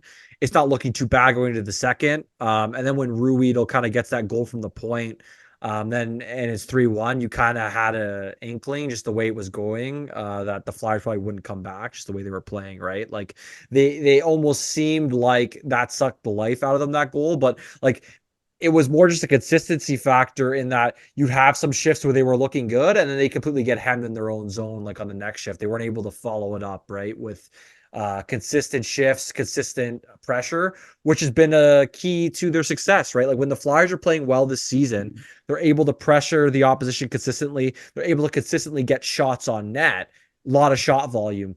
Look at the Flyers shot volume in this game. They got outshot by the Penguins. I think when you see the Flyers getting outshot, it's typically a sign that they're not on top of their game, because usually they're out shooting other teams. Yeah. They have that high volume shooting offense. They got to kind of get back to that. And then just in terms of like being successful staying in the playoff race, like, they're in a tight race, right? Like, if you look at the wild card right now, They're in that first wild card position, 46 points. The Devils are right behind them with 44 points. So are They the are Pens. yeah, so are the Pens. They have 44. Caps have 44. Detroit has 44. Lightning have 43. So between, the Islanders also have 46, same as the Flyers. Between about the Islanders, Flyers, Devils, Caps, Penguins, Red Wings, Lightning, that's going to be your fight for the playoffs. That's about what, 8 teams there fighting for those final probably 2 playoff spots and the wild card. So it's gonna be tough. There's gonna be a lot of big games because the Flyers are gonna be playing some of these teams coming up. What it's really gonna come down to is, like I said, the consistency, being able to consistently find your game and play your game as you go through the stretch drive here. Not Go about it, as Yeah, as Torts would say, but you have to be able to not have a bad week, not follow up like one loss with another loss. You're gonna have to bounce back from losses. You can't have an extended losing streak when you're in a race like this and expect to kind of stay afloat. So I'm interested to see where they rebound, kind of going with the Montreal game as everybody's listening to this. Um, and another thing will be is another thing kind of Tortorella mentioned is getting the forecheck going more, right? Like they rely way too much on their transition offense. We're seeing the scoring dry up. And you're really only seeing the Farabee line, Farabee Couture connecting line pretty much score here, aside from Owen Tippett, who chips in, once in a while. So I they're gonna guess have to, they're Frost had a gonna, nice rebound. yeah, Frost as well, which is kind of getting totally overshadowed. We weren't even able to I talk about know. that, but it is what it is. But you know, the Flyers are gonna have to find a way to produce more offense. They're gonna need to rely on having sustained forechecks, sustained pressure in other teams' zone versus just goals off the rush. I mean, they're very good at producing offense off the rush, but if there's only one way you can score, teams will figure that out and they'll defend against it. And I think some of the league is learning how to defend against the Flyers right now and play them. They're going to have to, switch it up and add other elements to their game to be successful here. Yeah, no, absolutely. And yeah, just to touch on that, we got to get other guys going. Like you're saying, like Frost has got to get going on a consistent basis. He had a really nice rebound after being benched, but Atkinson has been playing better, but still, No no goals. offense. Yeah, no production there. It's time for other guys to step up. Lawton, and this is why I really want to see Noah Cates come back into the mix and mix it up. He was a guy who was able to produce last year, so I'd like to see him back in the lineup. And I'm excited to see what Jamie Drysdale can do to convert defense into offense because that's his biggest strength. And I'm excited. We haven't had a guy like this here for quite a bit of time since Shane Gostisbehere, and this is another caliber above that. Yeah. So I'm really looking forward to it. He's also a different type of player. Like Shane was big on like spinoramas and Slap slap shots. shots and Drysdale's very yeah, different. yeah. This is a very different type of player. This Wrist is shots from the point, yeah, getting the puck to the net, creating offense that way. More traditional PP quarterback. Also, yeah. just like the skating ability and his ability to walk the line. The He's way, really, dude, the way. Oh, I'm sorry. You literally go ahead. yeah. Basically, his ability to, like I said, walk the line, but also draw defenders into him and open up Yeah, space for the others. his So footwork is phenomenal. Like he yeah, really is a phenomenal really good on his skater. edges with the skating. Even you could even see that practice from the highlights of what Yeah, was going on Twitter. Just his footwork alone is like, wow. nuts. So Yeah, he has skill for sure. It's going to be interesting to see how he fits in. This is a real random stat, like it's coming out of nowhere, but I had it in my notes, so I just want to mention it. We've been pumping, Joel Farabee's tires essentially all season. I just want to, shout out, that line ever since he's been put on it, they've been tremendous. The Flyers' best line. Essentially, every time they're on the ice, they're in the other team's offensive zone, kind of hemming them in and creating something. But out of 506 NHL skaters that have played more than 25 games this season, Joel Farabee leads all skaters in 5-on-5 points per 60 this year. Joel Farabee has 3.24 points and 5-on-5 points per 60 this year. Connor McDavid is second, 3.20. that's Zach crazy. Hyman is third, 3.0. Who are Nate, teammates and Nathan Limey? McKinnon is fourth, 2.95. Robert Thomas, fifth, 2.92. Tyler Sagan, sixth, 2.86. Max Domi, seventh, 2.86. Hmm. And Travis Konechny, number eighth, number eight, 2.85. So I just thought that was an interesting stat. And Farabee, since he's entered the league, in his rookie year, is 41st in the entire NHL in 5-on-5 production, 2.26 points per 60. Since his sophomore year, 31st in the league in 5-on-5 points production, and that's 2.37 points per 60. So at 5-on-5, man, Farabee is dominant. He's leading Connor McDavid this year in Well, dude, we can 5-on-5 get points per 60. it just So shows you if we can get this power play to be even respectable, like the amount of production that this team would put up would go up exponentially. significantly, yeah. Yeah. So I just want to remind everybody, please like and subscribe. We've gone quite a bit here today, but please like, subscribe, follow us on iTunes, follow us on Spotify, give us a rating on iTunes. All that is a humongous help. All right, let's get into our Phantoms update and the prospect update, and then we'll wrap this one up because we were going a while already. All right, so the first one is Alexis Gendron. I actually forgot to look up his stats prior to this. I had it open. If this page He's been killing it. I loads. know I think he had like 2 goals in his first game back. And then I think a couple assists as well, if I'm not Where are you, mistaken. But Gendron? let's Yes. pull it up and let's He's see. got 3 goals, 2 assists, 5 points in 3 games. So while he was sent down to the queue, he is back to his ways Of goal per game, of a three goal per goals in three. game, and that might even go up. Probably Um, will, I would assume. yeah. So we'll see how he does. We'll kind of keep an eye on Gendron, but he's a guy who I do expect to be part of the Phantoms. The Phantoms also have just not been able to be consistent. Like they'll win a night and then lose the next night. I will say Tuamala had another big game. He scored 2 goals, just absolute snipes. And I'm still so excited about Samu Tuamala. He makes somebody expendable, theoretically in the offense department, and we don't know where he's going to be with this team next year. I imagine the Flyers are already kind of planning, to see if he is ready to take that jump next year. But it's really impressive what Tuamala is doing. He's having the best rookie season, above Forrester, above Denoyer. He's having a rookie season like a first round pick. So Tuamala, really, really impressive stuff. He's got 10 goals on the year. I think he's at a 0.8485, maybe even higher points per game for the Phantoms has been really impressive. And then Andre added an assist the other night as well. So just good updates there. The question is, I mean, we brought this up. Will Andre get a call up now with Drysdale getting here? I don't know, dude. They might just choose Probably to, not, I would yeah, say. I would say let him finish out in the AHL. You got him next year. You got bodies to move out. And again, if the Flyers, if they do continue to stumble here, even and they're looking on the outside, and we're approaching the trade deadline, and the Flyers are hovering around the wild card spot, not in there, I could see a case where Sealer, Walker, Expect Stahl are them to all be traded, moved, I would say. and then you can see Andre up here or Addard or Yinning. And that might be the case. Otherwise, I don't think it's going to happen. What do you No, think? I totally agree.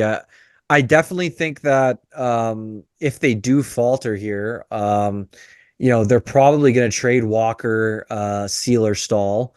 I think at this point, I mean, they might end up trying to trade them anyway, just because there's now a logjam, right? Like you can't actively play Igor Zamula every night now, unless you're benching one of Sealer or Walker or Ristolainen. But you gotta. So. I'm sorry to cut you off, but you gotta think that they still want to make the playoffs, Oh, right? 100%. But maybe they think in their mind, okay, adding Drysdale is better than Walker, so let's trade him, Yeah, basically. that's the one that I think makes the most sense because of the role that Walker plays. Hmm. But like even trading Nick Sealer, like you already kind of have an undersized D, and then Yeah. without Sealer's physicality, it's really just left it to Risto because like Zamula is not very physical.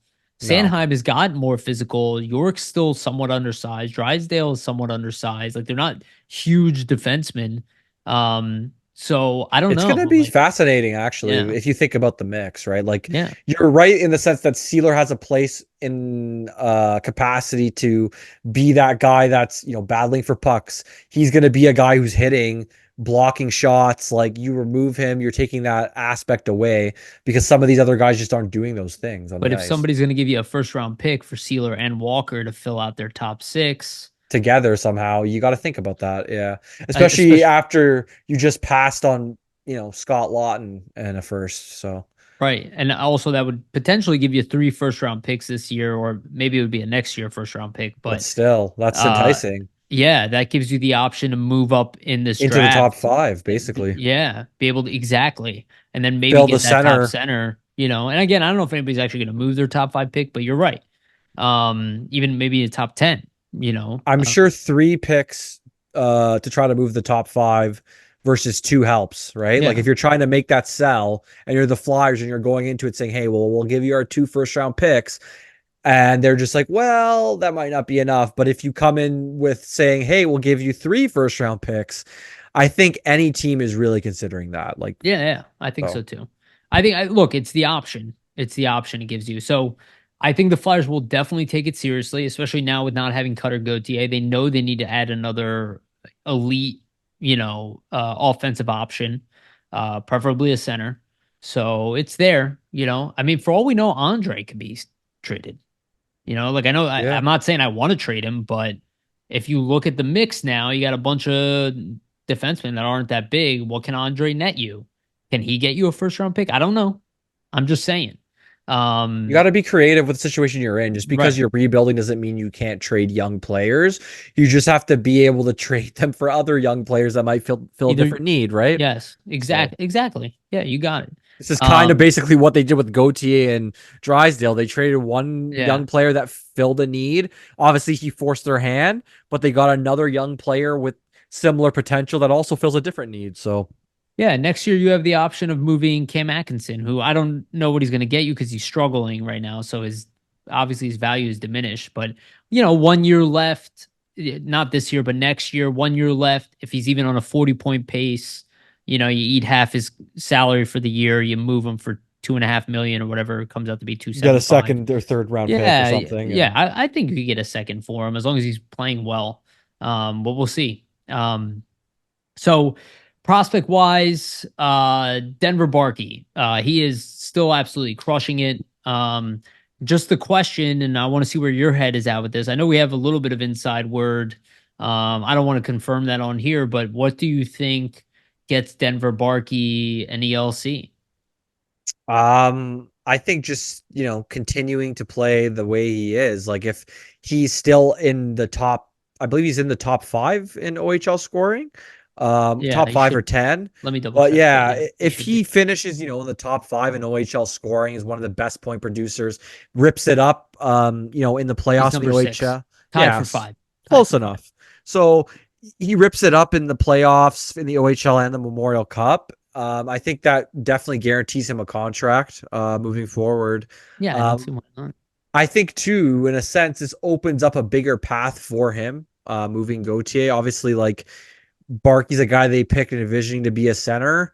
Not to say that moving a guy who you had as a center speeds, his ability to join the Phantoms or join the Flyers, but you really never know, right? They might be very high on him and think, hey, let's try to assimilate him to the pro level quicker than not, and maybe get him to the AHL next season. But I think, yeah, if he finishes top 5 in OHL scoring, after a season where I don't even think he finished in like the top 20 last season, what else is there left to prove at that level, right?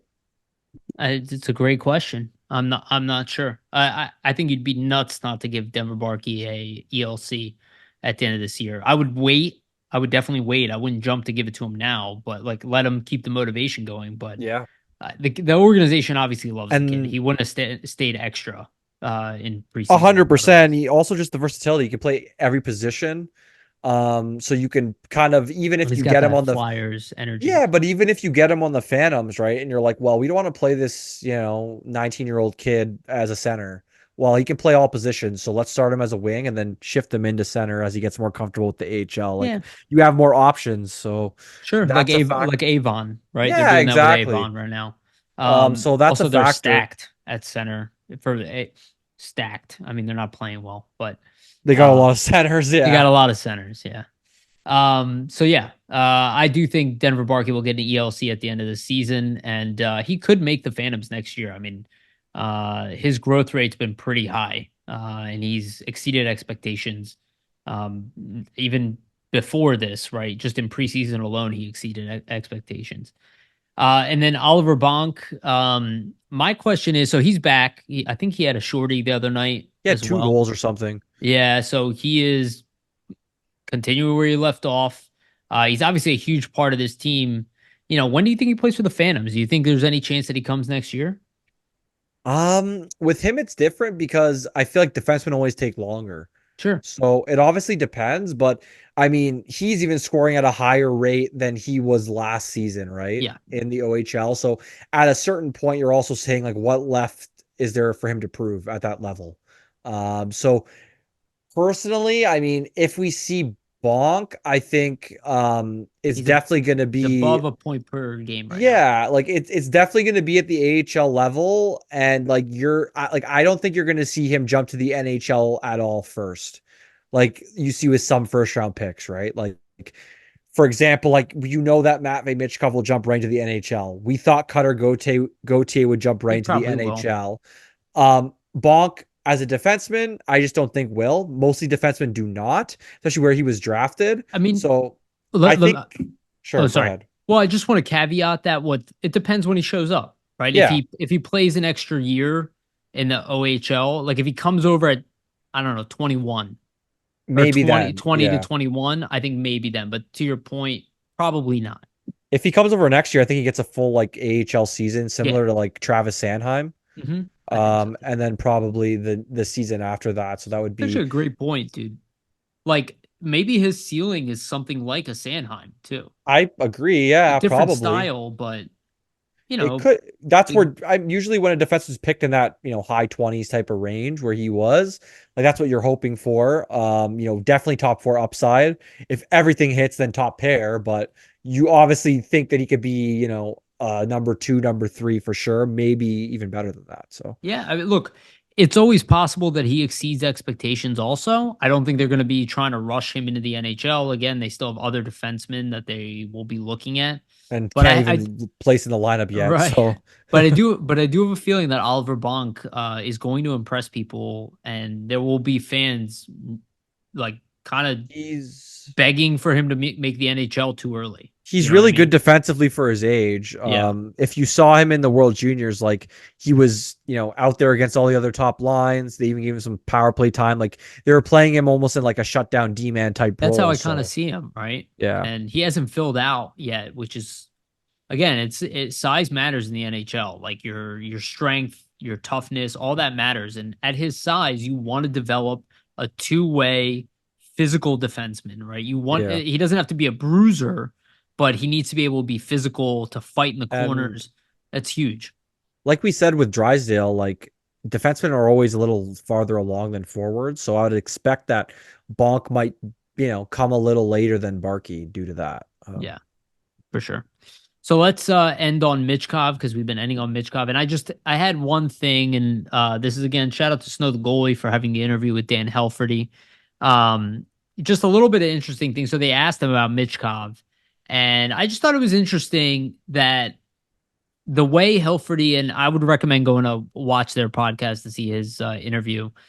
I thought it was very interesting the way he answered the question of when he's coming over. And he kind of answered it as, well, I'll let our guys work with the KHL on when he's ready to come over. Which again does not imply, I'm not saying that they like know he's coming next year or something like that. But it does imply what I've kind of been echoing and what you've been echoing as well. And it makes the most sense that they are consistently trying to bring this kid over early. Maybe that is his thought in particular. But you know that the Flyers are willing to spend the money to get this kid over here. And now with Cutter Gauthier not coming when maybe they're incentivized even a little bit more, it's going to cost money. It's going to cost a lot of money to buy out that contract. They're not going to charge you the $3 million that it's worth. They're going to charge you way above that to break that contract. So you potentially would have to spend 10, $15 million. Again, I'm completely guessing here, but you'd have to pay in excess to get him out of there if that's even possible. But it does kind of hint at the fact that they are looking to get him over here If they can, right? if they can earlier than his contract expiration. I just thought Well, that was a nice bit of hope. yeah, why wouldn't you, right? Like, I mean, you see the way that he's performing. It's pretty evident that And he if you, wants to be here. yeah, he really wants to be here. It's pretty evident that if you were going to plug him in right now on this Flyers team, he probably would be on the top line or like in the top Yes. six at the At, very at the minimum. very least. So like if you're looking at that and just looking at what his skill set could do for the power play, where this team significantly lacks, you think, hey, we had a Mitchkov the next year's team and we're really cooking, right? So I like, mean, look at what Bedard is doing. Who says he yeah, wouldn't be doing something who similar? unfortunately got hurt. I mean, who Yeah, knows how long broken he's jaw, gonna be out, fractured. but hey, that's a welcome to the league for Bedard. You got to keep your head up when you're skating through the middle of the ice. Yeah. But People made it seem that's like it was dirtier. I mean, it looked a little dirty, but it it wasn't wasn't that like dirty. He it just needs to keep wasn't. his head up. Yeah, it wasn't like Unfortunately, yeah, Lindros had the same bad habits, man. He would keep his head down. We all saw what happened. too in love with his own stick handling. Yeah, but for Michkov, I mean, if they can get him over early, you have to try everything in your power. I feel like those interviews that Michkov had a couple weeks ago that came out, he kind of hinted and was saying, "Well, I don't really know what's going to happen with Ska. They're You trying. know, like I'm not sure yet. It's all up in the air." But like just by everything that's happened with him and that team, you gotta imagine the relationship isn't great with him and Roman Rottenberg. So he's probably thinking to himself, I'm a point a game in this league. The team that has my rights doesn't want to play me. Like, I don't really want to be here, right? So, like, Yes. the player himself probably thinks, well, why would I want to go to a situation where they really want me? They're going to play me, in every situation. I'm going to And be build a team basically, around it. yeah, exactly. So, like, from his perspective, I think he probably can't wait to get to the Flyers. When's that going to happen? There's contract restrictions, so we'll see what they can do in terms of buying him out. One thing to note, Michkov was sick again today in Sochi's 11:30 a.m. matchup with Dynamo Moscow. So that's bad news. I'm guessing the pneumonia acting up again, but hopefully he can kind of get it sorted, man, because Crazy he's still doing what he's doing with being sick. with having pneumonia, yeah, Yeah. like it's something that would have people Well, we out and don't in the know. hospital. In fairness, But we don't know if it's exactly the same thing or whatever, but maybe his immune system is slightly compromised. Maybe he got COVID. who COVID is going knows? around again, so who knows? But still But sucks. It's good, better yes, when the kid's playing, right? So yes. But he's a player we desperately want to get over here. And I just thought it was a little bit of hope that nobody's giving us like the generic, well, he's got a 3-year contract and he'll be here when that contract is over. Nobody, like nobody on the Flyers side is talking that way, which tells me that the aggression to get him over here is there. But look, it might not be possible yeah, too. But the fact that they are trying, I think deals can always be worked out unless you're dealing with Cutter Gauthier. Um, that's a great way to end it. All right. Let's call this one. We've gone for a while. I think we hit the 2 hour mark on this guy. Maybe a little bit less, but anything you want to leave our audience with, my friend? There'll be a whole breakdown of this Cutter Gauthier Drysdale trade paired with this. So keep an eye out and check that out. And thanks, for sticking with us throughout the season. Like we're not expecting a trade like this to happen going to this episode, but Please, no, my heart can't take it. it's really, it's really great that, people want to tune into us to kind of get this news and get our analysis and get our breakdown. So Mhm. we appreciate that. Oh, I just saw that Trevor Zegers got injured. Really? Yeah, That's not good. they were winning 3-0 too. That sucks. Yeah. Again, just to repeat what Vasili's saying. Yeah, thank you all so much for your support and for listening. We really, really appreciate it. Again, barring some kind of issue, we'll have Bill Meltzer on next week. And then I don't have an exact date with Steve Cornianos, but we have a agreement for those who weren't here for that. We're gonna have him on repeatedly. So we talked about the end of the January, so we'll have him on probably that final week of January. We'll talk all of this stuff. We'll get an update on Drysdale. We'll talk about Cutter Gauthier. And just, not to completely quote Steve on this one, but just talking to him last night, he's like, good. Now I don't have to sugarcoat what I saw from Cutter Gauthier because I don't think he played very well. And he thought that a lot of his points were kind of Secondary secondary, assists. Yeah. which they were. So I'm interested to hear him and his take on all of this here on the show. Again, thank you all for listening. We love you guys, and remember, always stay gritty.